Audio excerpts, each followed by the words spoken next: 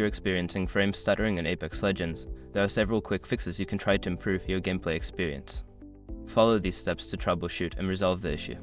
Step 1. Update graphics drivers. Ensure that your graphics card drivers are up to date. Visit the official website of your graphics card manufacturer, NVIDIA, AMD, or Intel, and download the latest drivers.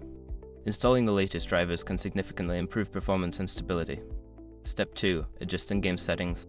Lower your in-game graphics settings. Navigate to the settings menu in Apex Legends and reduce options such as texture quality, shadow detail, and anti-aliasing. This can help reduce the load on your system and minimize stuttering. Step 3. Disable background applications. Close any unnecessary applications running in the background. Programs like web browsers, streaming services, or other games can consume system resources and lead to frame drops. Use the task manager to end tasks that are not needed while playing. Step 4. Optimize game files. Verify the integrity of the game files through the game launcher, Origin, or Steam.